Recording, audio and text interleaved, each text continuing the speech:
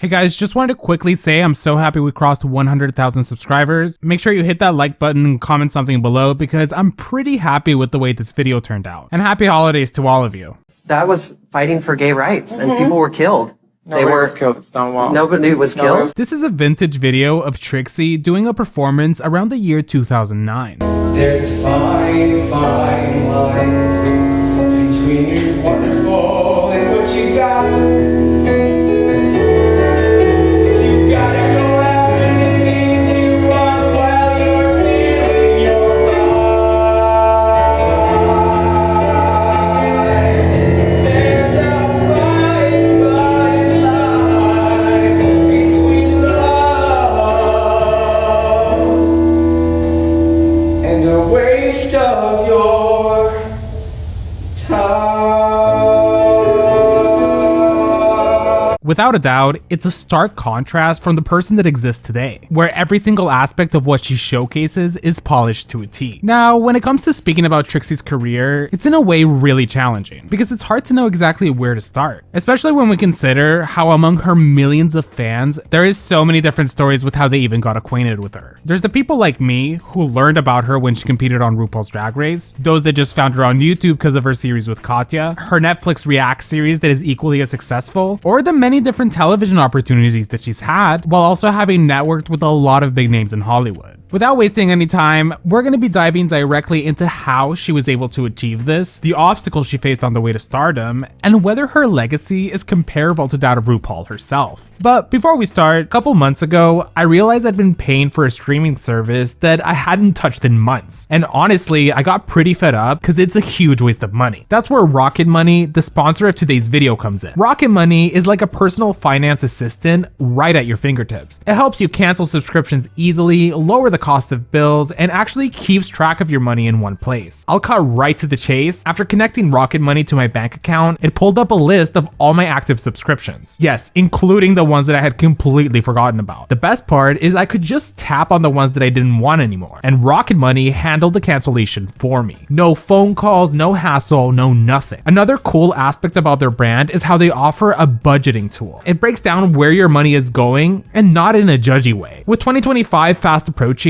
you probably have trips or important events that you want to save up for. That's why their saving goals feature is such a benefit to anyone that uses it. It even figures out the best times to stash a little extra money away so you can reach your goal faster. And if something comes up, you can pause or withdraw it with zero stress. Click the link in the description and head over to rocketmoney.com/greengang. It's completely free to download. And if you want to unlock even more tools, you can go premium. Seriously, over 5 million people are already using it. I'm just mad I didn't start sooner. Now, let's begin. This is a picture of Trixie Mattel and Bibi Zahara Benet in the year 2010. That night, Bibi told Trixie that she should continue doing drag because she saw a bright future ahead of her, instantly jump-starting a self-fulfilling prophecy that would eventually come to fruition, since Trixie would go on to be arguably the most successful Ru girl to ever come out of RuPaul's Drag Race, creating a platform for herself that seems to only be growing with every year that goes by, having no end in sight. Yet how did she grow to have such a big empire? Well, first, we have to obviously look at season 7. While preparing for the show, she spent all the money that she had, which was about $500, and even borrowed an extra $100 from a friend, totaling in a $600 investment that would go on to provide a pretty big return in the near future. When the promos were first released, Trixie was already among the cast members that stood out from the other queens. One of the reasons was obviously the fact that her makeup was so extravagant that it eclipsed almost all the other contestants. Yet it was also her personality. From what we saw in the Meet the Queens, along with small interviews she was doing, it was clear that she was a very charismatic individual, being pinned as one that could for sure be making it far into the season. Plus, given that spoilers were pretty much close to non-existent at that point, there was more of a wonder in the general fan base for how the elimination order was truly gonna go down. Funny enough, even in the initial stages of season 7, at some of the premiere parties taking place, the queens told Trixie how they noticed some fans had already began to copy her makeup style. So very soon, there was gonna be thousands of mini Trixies at every local bar in America. Naturally, we all know the story of how everything turns out. Trixie goes on to last 4 episodes, not really having any breakthrough moments whatsoever. In fact, even the biggest fans of Trixie will admit that she was pretty forgettable in terms of what she'd showcased in the challenges. Regardless, on episode 4, she gets placed in the bottom 2 very questionably because many felt that she shouldn't have even landed there. But her lip syncs to Dreaming by Blondie was so energetic, fitting great with the song, that it almost felt like a no-brainer that Trixie, who was the more interesting queen, should stay. While Pearl, who had been critiqued for sort of seeming like she didn't even care about being there, felt more like it was her time to go. But obviously, Pearl is chosen to stay, and Trixie Mattel is eliminated from Drag Race for the very first time. Had it been the other way around and Trixie had been saved in this moment, then maybe things would be a lot different now, because in a way, it shifted things in a direction where she was pegged as this mistreated queen that deserved better. Which brings us to why the hashtag Justice for Trixie movement was such a pivotal moment in her drag career. It created one of the biggest upsets that the fanbase had seen in a while. It was an outcry that gained a lot of traction online, proving just how well liked she was by the fans. Even other queens from the franchise were expressing their support for Trixie, a foreshadowing of just how much potential existed in Trixie's marketability. In a way, it's sort of impressive how producers predicted that Trixie would end up being really liked by the fans, since she ultimately ended up returning to the competition weeks later, which was a double-edged sword, since on one hand she did manage to make it past 1 additional episode, but she also ended up going home literally just 2 episodes after she had gotten to come back. I always found it so amusing how on the episode of the dance challenge while in Untucked, Trixie was super confident because she fully thought that she was about to win the challenge. Actually,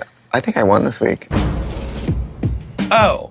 Okay, So it was for sure a shock to her when she placed in the bottom 2 and was eliminated. In an interview that she did shortly after her elimination aired, she said in regards to her landing in the bottom 2, quote, "It was rude, it shouldn't have happened. After watching the episode, I don't even understand why I was in the bottom." She even said that the challenge she was most looking forward to do was the Snatch Game, because it's something that she would have for sure slayed with her impersonation of RuPaul. Little did she know that she'd end up getting the opportunity to do so in the future. Along with that, for the Death Becomes Her runway category, she wasn't able to do it because she had already been sent home. Yet her look was going to be a person that died at a salon from a hairdryer that overheated and exploded on her head, which personally I had no idea about until I was doing research for this video. This era is sort of immortalized with a video Trixie uploaded to her YouTube channel titled "I'm Gonna Be Just Fine," where she addresses the outpour of love, jokingly pretending that she was super sad about it. I'm gonna be just fine. Just fine. I'm gonna be just fine.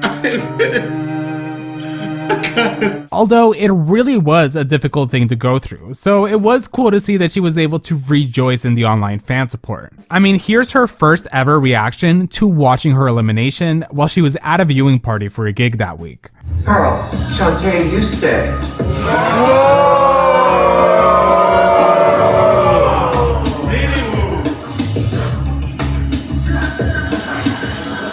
Talk to me, girl.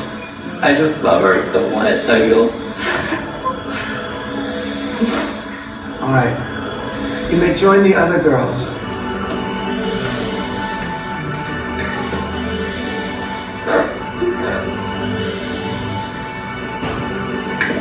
Trixie Mattel, you are an amazing queen. Keep on dreaming and keep them laughing. Now, sashay away. Thank you.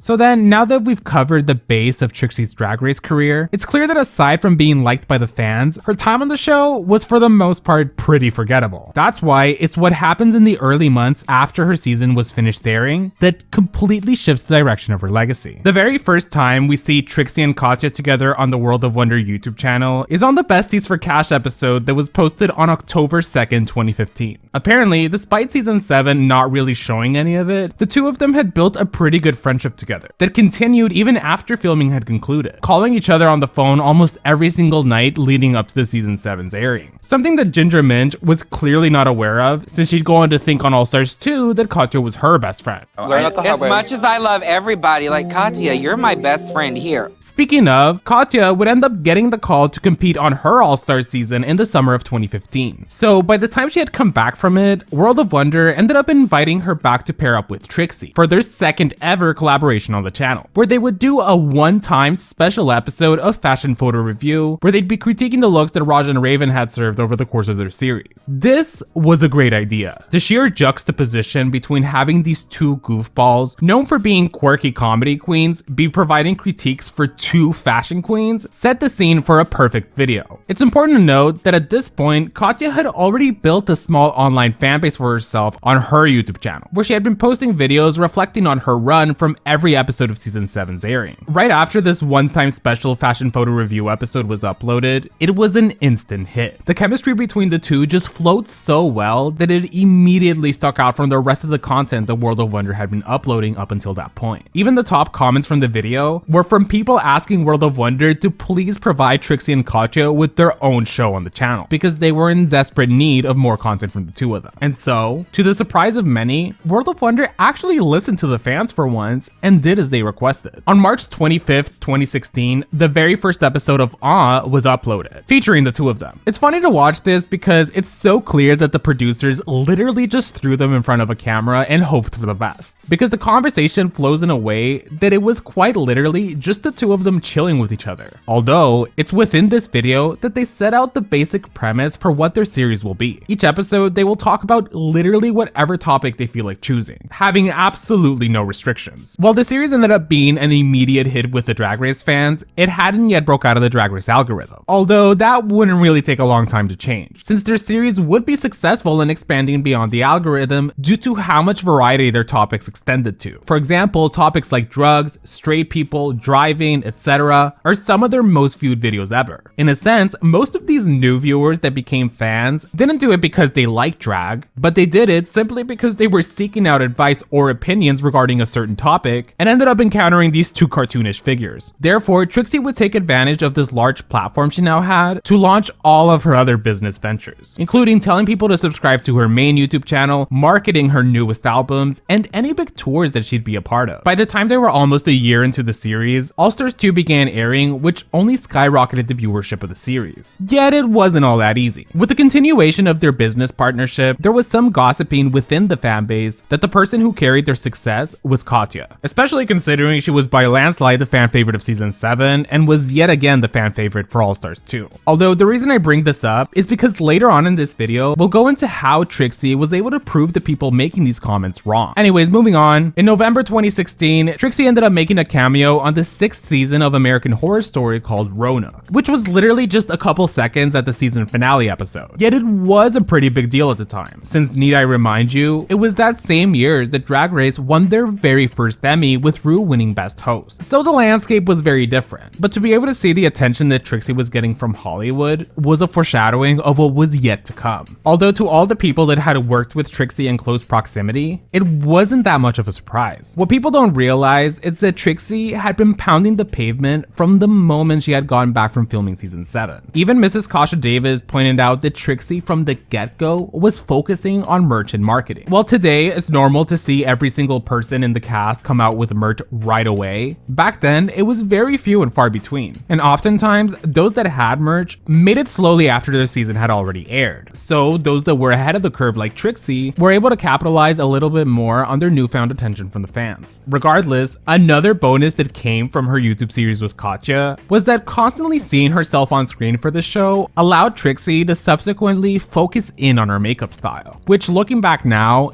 definitely needed refining. Plus, considering the 2 years after season 7, she went on to become infamously known for always wearing a simple muumuu skirt, despite being a queen that was booked and blessed. Regardless, it clearly benefited her because she saved up a bunch of money towards her inevitable return to the series. So by the time she stepped into All Stars 3, she had her whole aesthetic figured out. Now, whenever seasons of All Stars were announced, each queen had different expectations from the fanbase. Even though it was just 2017, Trixie Mattel had already established herself as a very successful brand. Along with having a very successful YouTube series with Katya, she had already released her very first album and was essentially the next big thing. So she did have a lot to lose coming back to Drag Race because all eyes were on her. This would be her moment to showcase and prove that she did have the talents to slay the competition. Although that did not end up being what happened. On July 19th, 2017, despite being in the middle of an international tour, Murray and Peter, the touring company she was working for, uploaded a video of Trixie saying saying that she would have to unexpectedly exit the tour last minute due to an important business opportunity that was presented to her. This was all very tongue-in-cheek, since even Murray and Peter said in the caption of the post that while they weren't told what the opportunity was, they, like everybody else, had a pretty good idea of what it was. Essentially, everyone and their grandmother knew that Trixie was heading out to go film All Stars 3.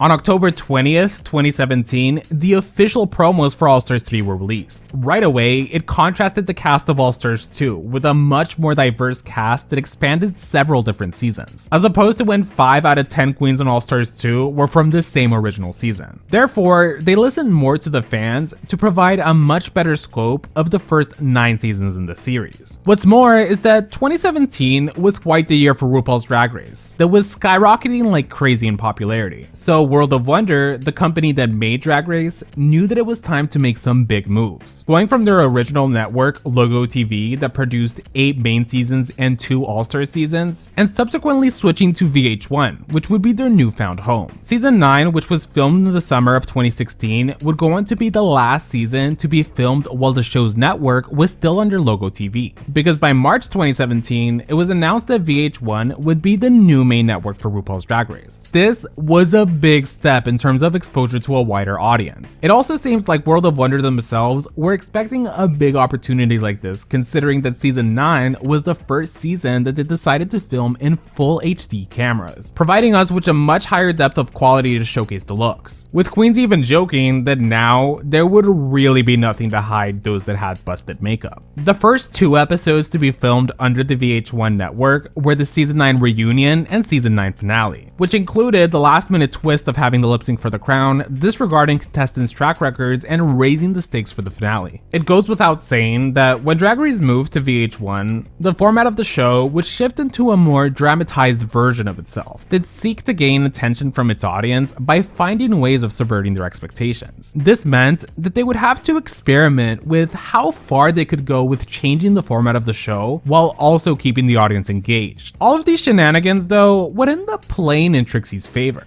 By the time VH1 announced that they would be the new network for the show, and their subsequent promise to deliver a 3rd All-Star season, which to many was the 2nd All-Star season since nobody really liked All-Stars 1, it was clear that the show now had the backing of a really big company that was ready to give them all the money they needed in order to provide us with content. I mean, who knows? Maybe if they hadn't made the move to VH1, then All-Stars 3 would have taken a couple more years to happen. Regardless, off the bat, Trixie's promo looks is one of the most recognized looks ever. All the details around it made for a super cool aesthetic that went hand in hand with Trixie's brand at the time. I mean, after all, she had just released the country album, so to have this cowboy type of getup with her only reinforced it. In terms of fan reception, while she did manage to maintain that hype for herself in the promotional weeks leading up to the premiere, by the time we as an audience were able to witness what happened in the competition, it was sort of a mixed bag of positive and negatives. For instance, she spent the first 4 episodes mostly getting by. They were all pretty safe showcases, aside from maybe her episode 3 improv sketch that was affected by Milk's bad improv skills. But even then, one could argue that she was vastly outshined by Ben de la Creme and Kennedy Davenport, who went on to be the top 2 for the episode. What's more is that Snatch Game is built up to be the perfect challenge for Trixie. If anything, she was seen as one of the biggest threats, so she needed to get this win under her belt. But then suddenly, it all just came crashing down. Apparently, right before going to film Snatch Game, Ru was doing one-on-ones in the workroom and tried to convince Trixie that she should play Kim Chi for her Snatch Game instead. Now, obviously that didn't end up happening, but if anything, I feel like Trixie playing Kim Chi would have been even more of a disaster than what we ended up seeing with her RuPaul. Nevertheless, she did end up having a sort of comeback towards the end of the season, but was still vastly overshadowed by a clear frontrunner. When it came to her runways, they were always extremely polished, especially her red look that is among the fans' favorites just because of how exquisitely she was able to present it to everyone. I mean, every single aspect about this is so well executed, including her balancing the books on her head with an apple at the very top. Another area she was able to showcase again was a total of 3 different lip syncs. If you're a fan of hers, then you know that Trixie often speaks about how she hates to rewatch most of the lip syncs that she's done throughout her Drag Race run. While there are some performances that are pretty hard to watch, specifically the one she did with Shangela, which I consider her all-time worst, for the most part, she isn't as bad as a lip syncer as she makes herself out to be. If anything, she's pretty pretty average in terms of performance style. Like, under the right circumstances, I can for sure see her winning a lip sync against Charlie Hides. Regardless, by the time we get to the All-Stars 3 finale, the top 4 queens filmed the Kitty Girl remix music video. That honestly is one of the best things that the franchise has ever decided to make.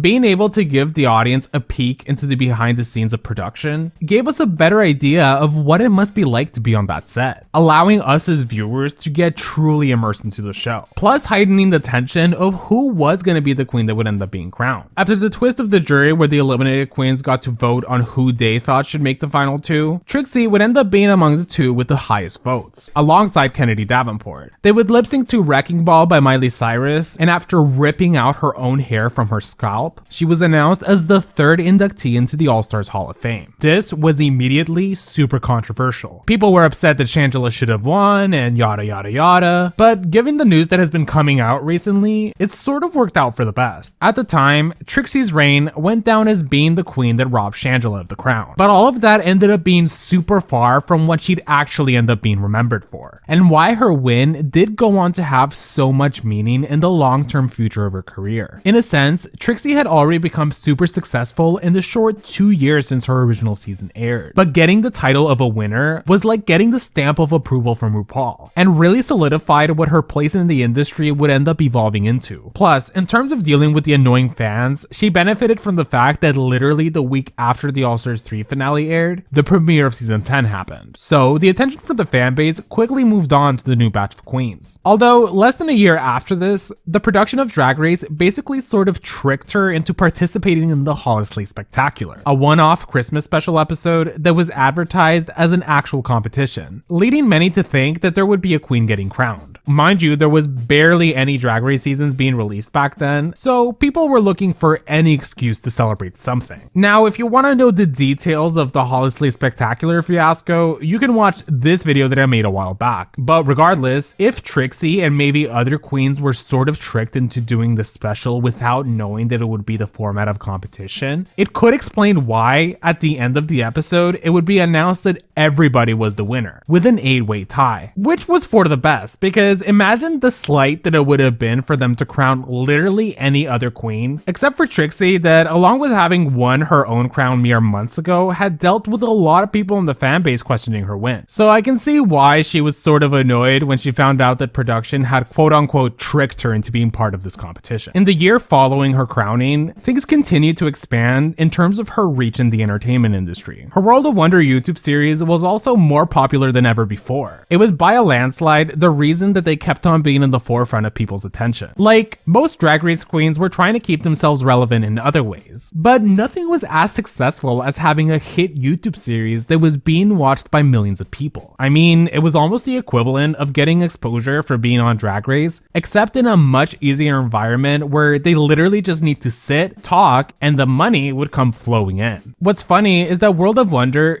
desperately tried to replicate the magic of the Trixie and Katja show by mass producing as many different shows as possible. It included several different pairs of queens, yet nothing ever came close to it. Although they did have a couple series that ended up being sleeper hits within the fanbase, such as Derek Barry and Kimora Black's Wait What series, or Kimchi and Naomi Smalls' short-lived Mug series. Moving on, once Trixie's career really began to gain traction, there was rumors that she was behaving like a diva around the local girls. Specifically Detox, that had called out Trixie in a Roscoe's viewing party in 2017, saying that Trixie had made degrading jokes towards queens that perform at local bars, since it was something that she personally does not do anymore. There was a bunch of us there, and Trixie had herself a table right in the front, and the whole time was just like this.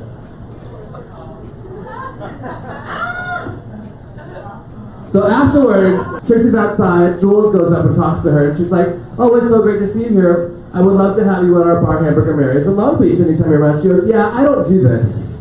I don't do this." This sparked a war between West Hollywood and Trixie Mattel. The height of this drama would manifest when Detox tweeted in response to something Trixie said with, quote, yet another dig at the WeHo girls. This would be the origin of the yet another dig quote, which would be turned into a song by Bob in Alaska. Although it's important to note that since then, Trixie is on 100% good terms with all of West Hollywood Queens and has been known to provide a lot of great opportunities to local entertainers in several different cities. Although all of this ties into my next point. Probably one of the biggest reasons she's maintained such a steady growth to her brand is her active way of responding to drama. Whether it's the fans calling her out for telling a joke during a roast that they found to be offensive, or even fellow Rue girls calling her out, she's never been one to engage in online drama in any way, shape, or form. Oftentimes, queens fall into this trap of giving into the trolls by responding to them and making things a bigger issue than it actually is. Instead, if Trixie addresses anything, it needs to be a pretty serious topic if she's going to be giving it any of her time, which is an important thing that other queens should take note of. What it did was it resulted in making her presence within the drag scene feel a lot more untouchable. It just wasn't that easy to get a hold of Trixie, or to succeed in getting enough of her attention for her to want to engage with you in any way. And this is a skill that she's continued to practice even to this day. All that being said, even though I've covered a lot of what Trixie's accomplished, we've still not even touched the surface in terms of what she's dipped her toes into. For instance, diving into her music career, it's really interesting to look back on because there was a small period of time before she launched her first ever music video that there was small debate over whether she was going to be incorporating her drag persona into it. But the answers to that would end up being revealed in her very first lead single. On April 28th, 2017, Trixie uploaded the official music video for her song, Mama, Don't Make Me Put On the Dress Again. It was a really well-produced sequence that showcased Trixie both in and out of drag, while depicting a story that, when listening to the lyrics of the song, we get to learn a little more about the person behind the drag character of Trixie. In a way, it was her way of venting to the fans about her feelings, with her out-of-drag self singing the song, while the audience of this bar cheers for the Trixie Mattel doll. It also has a cameo from Leslie Jordan that was a good friend of Trixie's, but sadly passed away in October 2022. Now, her first studio album was titled Two Birds, releasing in May 2017, with an artwork that featured her in and out of drag. It was pretty successful and quite the step up in terms of what we had been hearing with drag queen music. She took an approach into her production that wasn't the common pop sound that fans wanted. I mean, think of it this way. Her verse in the Kitty Girl music video is super campy, on the nose, and just is overall easier to pander to the general audience. But when it came to her first album, it was clear that first and foremost, she was making it for herself, and just using drag as a platform where she'd market it to everyone else. By March 2018, right after winning All Stars 3, she released her second studio album titled One Stone. That was an even deeper dive into sharing her true feelings with the world. My personal favorite song from this album is Soldier, but overall, it was an excellent follow-up to her Two Birds album. Since then, she's been pretty consistent with releasing music videos, whether she's marketing a new album or not. In fact, going through her music videos over the years, you also see her engage in many different types of approaches to producing them, along with the people that she hires to help out with artistic elements. In total, to this day, Trixie has released 4 studio albums, 6 different EPs, 18 singles, and 17 different music videos. I know that oftentimes, people don't discuss her music career as having had that much influence on garnering her a newer audience. But I kid you not, I met a friend a couple years ago that told me they learned about Trixie Mattel because they were on Spotify and ended up being suggested her Yellow Cloud song from 2019. And he fell in love with it so much that he went down the Trixie rabbit hole, which was impressive to learn because, in a way, Trixie has succeeded at breaking down that stigma that, quote, drag queen music wouldn't reach mainstream appeal. Since clearly, like the friend I met, there was people that viewed it as the pure art that it was, regardless of the person that made it was Beyonce or some random drag queen. The fact that by the year 2019, Trixie was among the biggest names to have come out of the franchise, it was an added bonus that she'd end up releasing her very first documentary about her life titled Moving Parts. The basic premise was that it documented her life in the year 2017 to 2018, including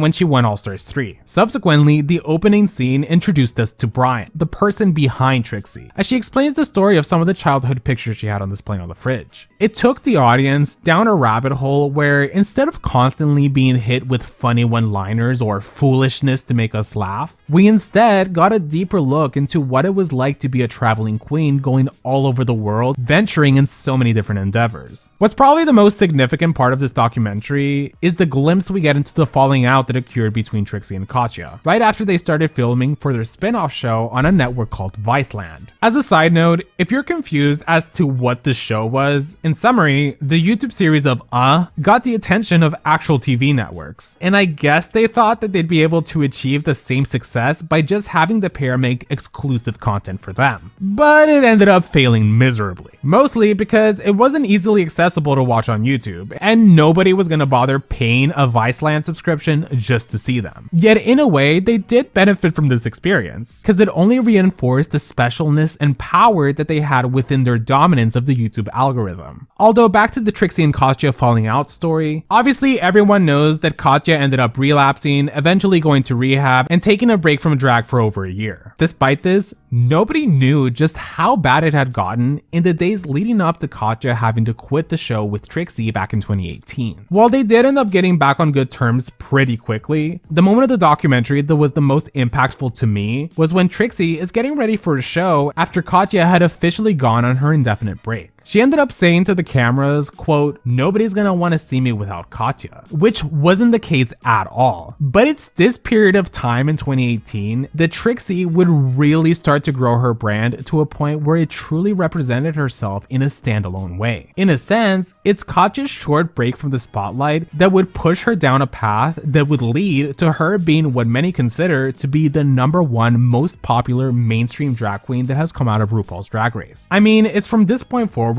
that she continued to try new avenues that she could be a part of, allowing her to differentiate her brand from the rest of the other queens. Which brings us to the rise of Trixie Cosmetics. While Trixie always had a fascination with makeup, even having worked at a makeup store for years prior to getting on season 7, her first real brush with the makeup industry came in 2018, when she did a small collaboration with Sugar Pill, launching in August of that year. It was a limited edition line that featured a makeup palette and an Oh Honey lipstick. Needless to say, it was a successful campaign that sold out pretty quickly. Clearly though, this sparked an idea in her mind that maybe there was potential for her to embark in yet another business venture. On June 2nd, 2019, she uploaded the first look into what Trixie Cosmetic was and what she was hoping she would create from it. Ironically, the lighting for this video was really off compared to how she lights things for her YouTube channel nowadays. But it's a pretty great representation of just how humble those beginning stages of that jump in her career was. Now, a lot of you watching right now might be underestimating just how much of a risk Trixie was taking in launching her own cosmetics line. It was one thing for some of the most popular queens to make limited collaborations with bigger makeup companies like Anastasia Beverly Hills or MAC Cosmetics, but for a queen to try to make her own company of makeup altogether was a big leap. And just because this was Trixie didn't necessarily mean that that's all that was needed for it to succeed. Yet if anyone had a chance at doing it,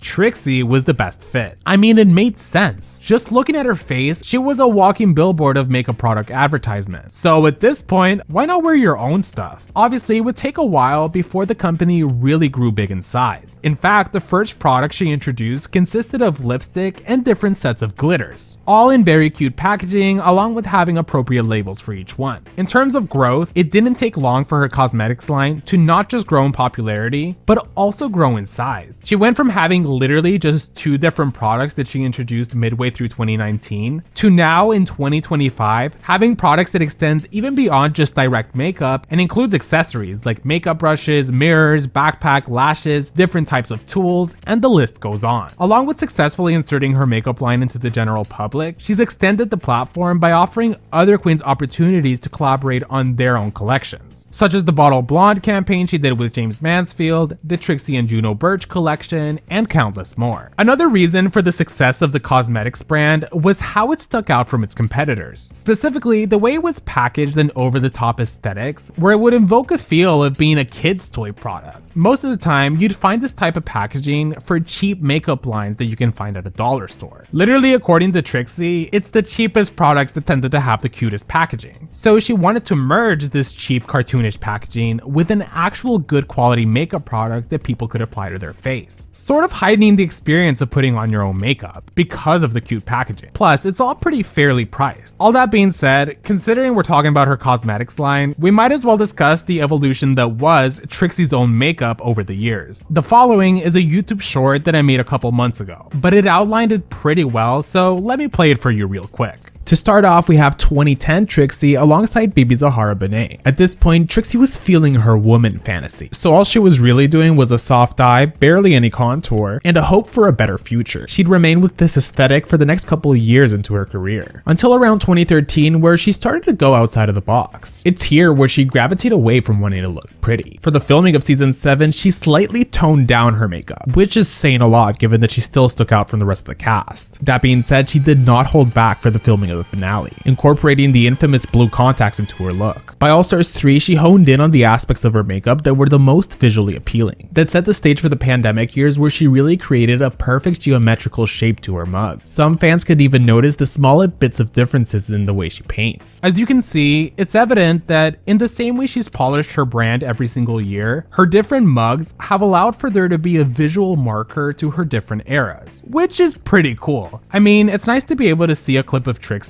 and instantly be able to tell which year it was filmed in. Along with that, it's clear that she actively tries to find ways that she can adjust the way she applies certain parts of her mug, not being afraid to be experimental every now and then. So then, what now? Well, by the time we get to the year 2020, it was yet another big turning point for her. I mean, the COVID-19 lockdowns forced everyone to be stuck in their houses all day, so most people were looking for stuff to watch online, and Trixie was pumping out an insane amount of content from several different sources, including her own YouTube channel, her Wow Presents series with Katya, her Netflix reaction series with Katya, along with the start of her podcast, The Bald and the Beautiful. Plus, she would also do Twitch streams, so it was sort of hard for you to escape her. Even more insane is that while all of this was happening, she ended up launching a book with Katya that went on to be a New York Times bestseller. Yet the funniest part about her venturing into the book industry is how you think that after making this book with Katya, that this would either be the end of it or she'd come up with some sort of sequel. But in 2023, she came out with the official Trixie and Katya coloring book, which doesn't seem like a big deal, but it's such a great marketing idea, since many people I personally know immediately bought it as a present for their friend's birthday. Now, something that is a big deal but isn't all that praised is how she was one of the main judges for Queen of the Universe that lasted for a total of 2 seasons alongside Michelle Visage. This is sort of crazy to think about, yet it probably didn't make much noise since this show wasn't all that widely watched, because to be honest, even I tend to forget the Queen of the Universe even existed. Regardless, being a main judge on this was yet another achievement that was being added to her long-growing repertoire. So taking this into consideration, it's no surprise that these past 5 years going deep into the 2020s decade, the mainstream media has embraced Trixie too. She's even appeared on really big talk shows like the Drew Barrymore Show or Jimmy Kimmel Live. In fact, the amount of networking she's done with a lot of known celebrities and influencers has allowed her to insert herself into even more highly regarded spaces within the industry. I mean, she was even invited to the Barbie premiere in Los Angeles, even though she should have also been invited to do a cameo in the movie. But that's a story for another day. When it came to the first announcements that Trixie was gonna be having her own motel, it was something that nobody could have seen coming. I mean, at this point, it was like there wasn't anything else that she hadn't done. But this just seems so random to the eyes of many. But it also made a lot of sense. Given that this was the very first season, they were sort of going in blind in terms of how they would keep the audience entertained. I mean, yeah, they probably took a look at some other home renovation shows, but this was gonna be one that would have to also encapsulate the art form of drag, since after all, that's part of what Trixie's fanbase is expecting to see from her to some degree or another. It's through Trixie Motel's 12-episode season that we get to get more acquainted with her longtime partner, David Silver. David's been a part of Trixie's life since the year 2016, so it's safe to say that they've had a pretty long-standing relationship with each other, despite Trixie having a super hectic career. But then again, that's probably why they gravitated towards each other. In fact, Trixie has said that the concept of making the motel came directly from David, who constantly encouraged her to push the limits of how far they could make it go. What was sort of surprising to learn is that David was actually the one that originally bought the motel that was previously named Ruby Montana's Coral Sand Inns, paying a total of $1.9 million for it. Originally, since they were deep into the pandemic, they were just planning on fixing it up a little bit and transforming it into an Airbnb rental. Yet, they would end up changing their minds once they actually explored the property in person. So instead, they decided to renovate the whole thing in a manner that reflected all the aesthetics of Trixie's drag persona and the Barbie doll brand that she had strengthened. By the time it was all completed, the total budget of the renovation was around $500,000. Not bad considering the state that most of it was prior to their arrival. Plus, it was aired on several different networks, including Discovery Plus, HGTV, and HBO Max. You can even find some clips of the series that were posted on YouTube for promotion. Along with that, in terms of entertainment quality from the episodes, Trixie was her natural comedic self that was often balanced out by David, who was a lot more laid back with his personality. We see their dynamic, especially when it came down to deciding the names of each room, what aesthetics would be present within them, or parts of the layout within the outer and inner parts of the motel. It was clear that this was a project that they were both treating as their baby, given that ever since Trixie got her tubes tied, she can't get naturally pregnant. So this was the next best thing. Another enjoyable aspect was seeing Trixie interact with so many of the celebrity guests that she had make cameos on every episode. Yeah, some of these were fellow drag queens like Katya, but there was also some B and C-list celebrities that she got to come over, because she's actually built friendships with some of them over the years. I mean, when you live in a gated community like her, sometimes your neighbors end up being just as well known as you are. Once it was all said and done, the series ended up being so successful that in 2024, they produced a sequel series called Trixie Mattel Drag Me Home that followed the renovation of one of their own homes. This time, they honed in on the areas of last season that needed refining. And by the end of this 4-episode season, they announced that the next season would be them taking on the task of renovating a second motel under their name. So clearly, when she does get around to doing it,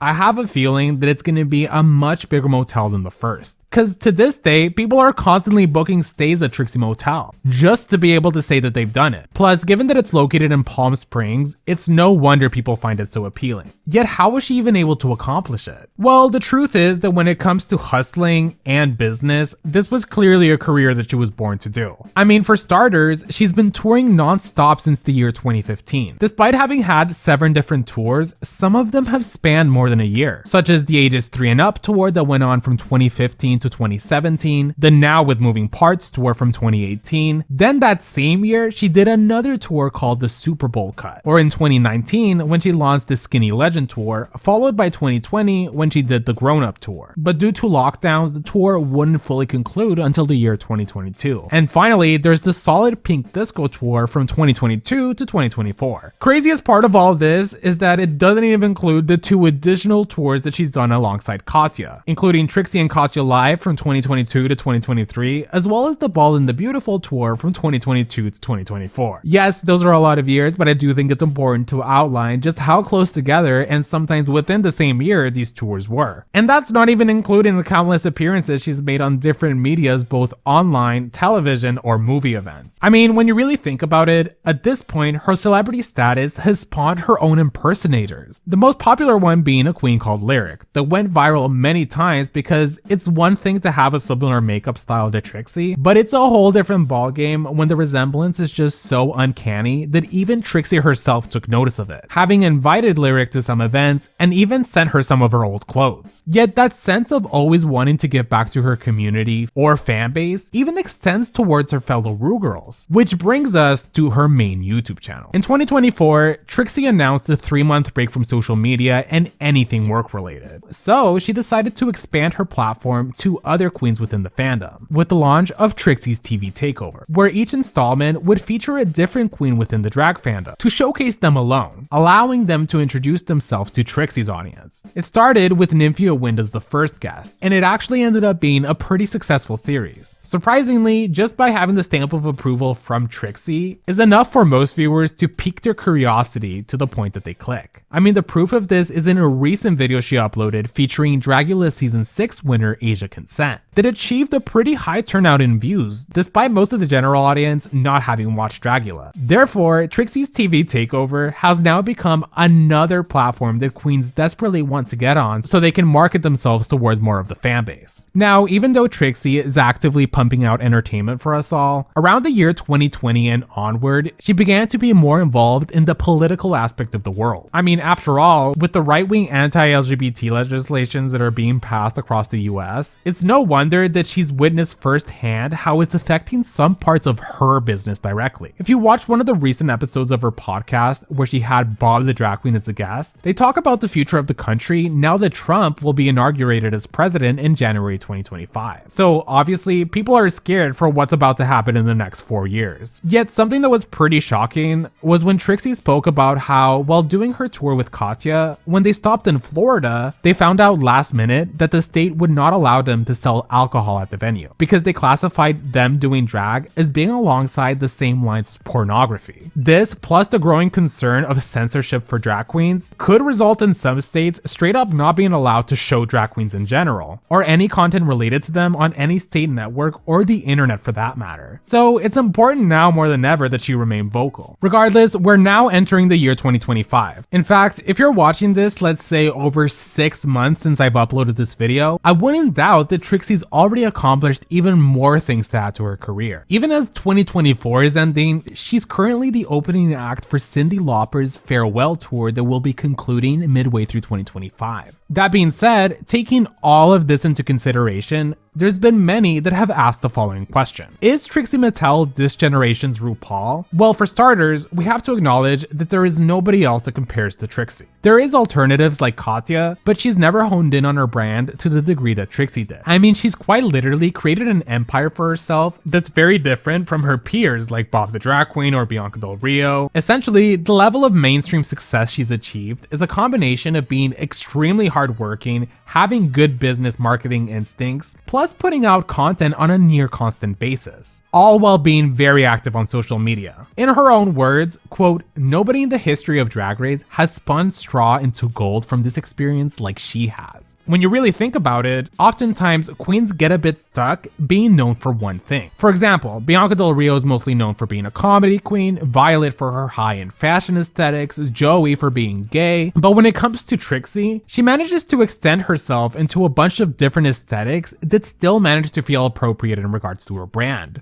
Nevertheless, once again, there will never be another Trixie Mattel. What she's built in the past 10 years, along with the future achievements that are coming our way, is so far beyond anyone else that it'd be really difficult for anyone to get there. Subsequently, when it comes to whether Trixie is this generation's RuPaul, the answer is that only time will tell. If we're talking about sheer success, it's undeniable that she's managed to insert herself into mainstream media, being a face that's as recognizable as RuPaul herself. But in terms of calling her the next Ru, we'd have to wait another 10 years to truly solidify her as having earned that title, since RuPaul first rose to fame in the early 1990s and now has a career that spans over 30 years. So it's only fair that we give Trixie more than the past 10 years since the jumpstart of her career to really solidify it. But personally, I don't doubt that Trixie will be able to maintain her relevancy in the future well into the 2030s. Thank you so much for watching this video. I put a lot of effort into this one, so if you could please like it and comment below to help out with the algorithm. I'm so excited for 2025, so I'm wishing you all a happy New Year's and stay safe throughout the holidays. Thanks again to Rocket Money for sponsoring today's video. Please make sure to click the link in the description to try it right now.